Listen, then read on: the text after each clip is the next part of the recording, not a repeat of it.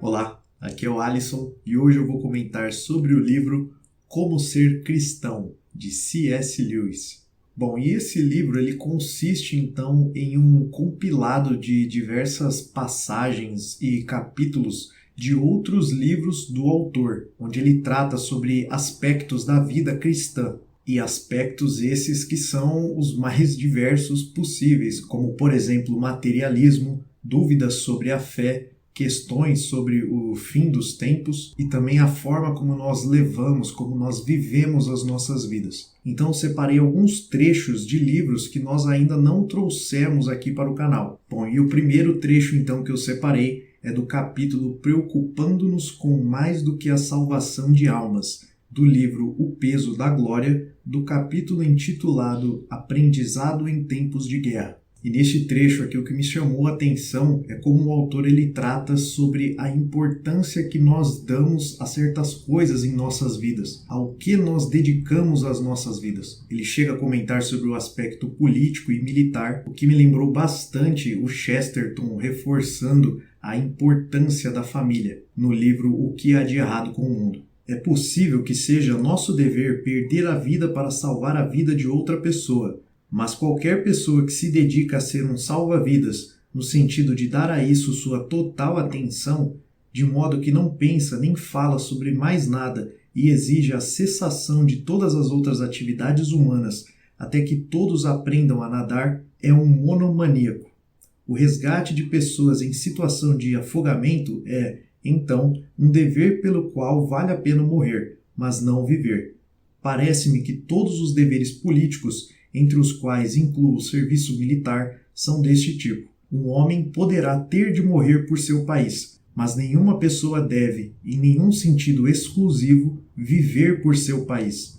Aquele que se entrega sem reservas às reivindicações temporais de uma nação, ou de um partido, ou de uma classe, estará entregando a César aquilo que, acima de tudo, pertence da forma mais enfática possível a Deus. Estará entregando a sua própria pessoa. O próximo trecho que eu separei é do livro A Última Noite do Mundo, que trata sobre a questão do fim dos tempos e sobre a postura de cada uma das pessoas. Tomadas por si mesmas, essas considerações podem parecer um abrandamento de nossos esforços para o bem da posteridade. Porém, se nos lembrarmos de que o que pode vir sobre nós a qualquer momento não é meramente um fim, mas um julgamento, elas não devem produzir esse resultado.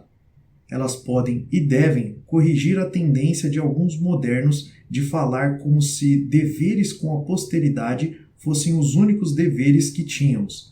Não posso imaginar homem algum que olhe com mais horror para o fim do que um revolucionário consciencioso que, sinceramente, justificou crueldades e injustiças infligidas a milhões de seus contemporâneos pelos benefícios que ele espera conferir às gerações futuras, gerações que, como um momento terrível agora revela a ele, nunca existirão. Então, ele verá os massacres, os julgamentos falsos, as deportações, todos inefavelmente reais, como uma parte essencial, sua parte, no drama que acaba de terminar, enquanto a futura utopia nunca foi nada além de uma fantasia. Bom, e o último trecho aqui que eu separei é do livro Deus no Banco dos Réus, onde o autor respondia a algumas questões ali relacionadas ao cristianismo.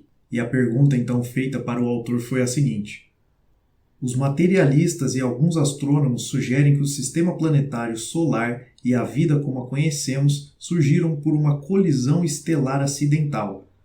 Qual é a opinião cristã sobre esta teoria?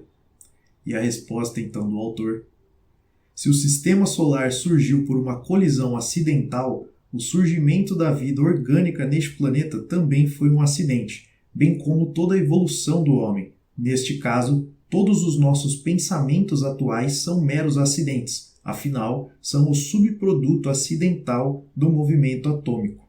E isso vale para os pensamentos dos materialistas e astrônomos, bem como para os de qualquer outra pessoa. Mas se os pensamentos deles, isto é, dos materialistas e astrônomos, são meros subprodutos acidentais, por que devemos acreditar que são verdadeiros? Não vejo razão alguma para crer que um acidente seria capaz de dar-me uma explicação correta de todos os demais acidentes. É como esperar que a forma aleatória assumida pelo líquido quando o jarro de leite cai no chão explique corretamente como o jarro foi feito e por que o leite foi derramado. Bom, agora sobre a questão se eu recomendo ou não o livro, né? E a resposta que eu tenho para dar é sim e não.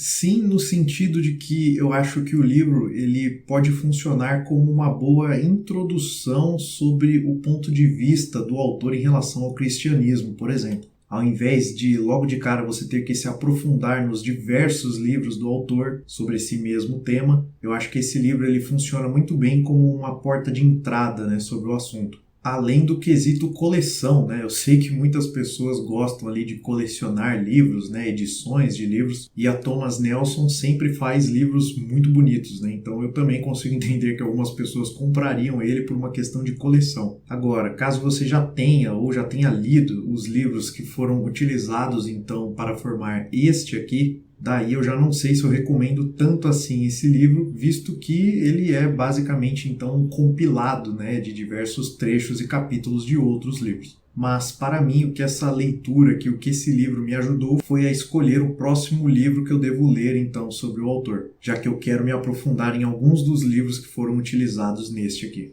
Bom, fica aqui então a minha resenha para o livro Como Ser Cristão, de C.S. Lewis. Se você gostou do vídeo, eu vou pedir para você deixar um like, se inscrever e compartilhar com alguém que possa gostar desse tipo de conteúdo. Qualquer comentário que você queira fazer é só deixar aqui embaixo, que a gente se vê no próximo vídeo aqui no canal. Até lá!